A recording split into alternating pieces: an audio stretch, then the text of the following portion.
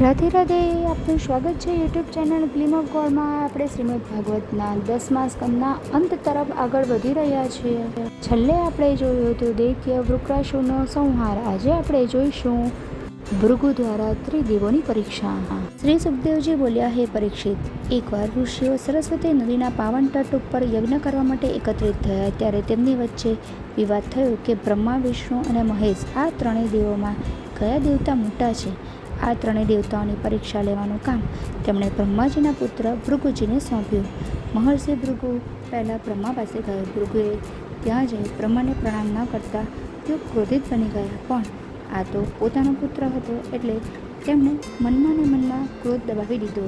ત્યારબાદ ભૃગુજી કૈલાસ ગયા. ભૃગુને જોઈ શિવ ઊભા થઈ ગયા અને ઘણા હર્ષથી એમને ભેટવા ગયા. ત્યારે ભૃગુજી બોલ્યા, તમારા ચરણ અશુદ્ધ છે, હું તમને ભેટવા નથી માંગતો. આથી ક્રોધે ભરાઈ શિવ ત્રિશૂળ લઈ તેમને મારવા દોડ્યા. પરંતુ સતી પાર્વતીએ તેમના ચરણોમાં પડી માંડ સમજાવીને તેમને શાંત પાડ્યા. ત્યારબાદ ભૃગુજી વૈકુંઠ ગયા. એમણે જોયું તો વિષ્ણુ લક્ષ્મીના ઘોડામાં માથું રાખી આંખો બંધ કરી સૂઈ રહ્યા હતા. ભૃગુજીએ જઈને વિષ્ણુની છાતીમાં લાત મારી.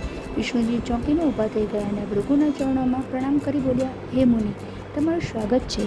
આપ આ આસન ઉપર બિરાજમાન થઈ વિશ્રામ કરો. મને તમારા આવવાની સૂચના નહોતી મળી એટલે હું પલંગથી ઉઠી શક્યો નહીં, તો મને માફ કરજો. હે મહર્ષિ, આપના પગ કોમળ છે અને મારી છાતી કઠોર છે. આપને વાગ્યું તો નથી ને? તમારા પગનું ચિહ્ન મારા વક્ષની શોભા બની ગયું.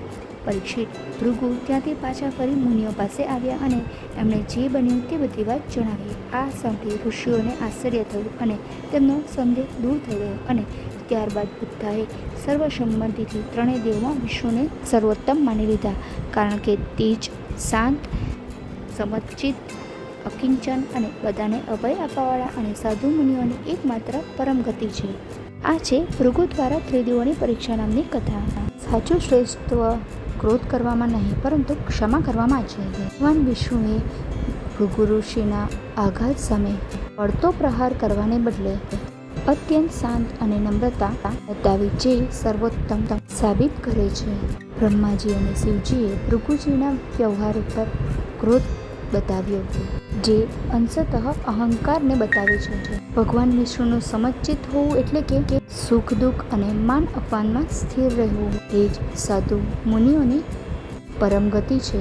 આ કથા આપણને શીખવે છે કે જે વ્યક્તિ ક્રોધને જીતી લે છે અને અપમાન કરનાર ઉપર દયા દાખવે છે એ ખરેખર મહાન છે. આ છે સંપૂર્ણ કથાનો સાર. જો આપને આ વિડીયો પસંદ આવ્યો હોય તો વિડીયોને લાઇક કરજો, શેર કરજો અને મારી ચેનલને સબસ્ક્રાઈબ કરવાનું ભૂલતા નહીં. ત્યાં સુધી આપ સૌને મારા જય શ્રી કૃષ્ણ. ફરી મળીશું.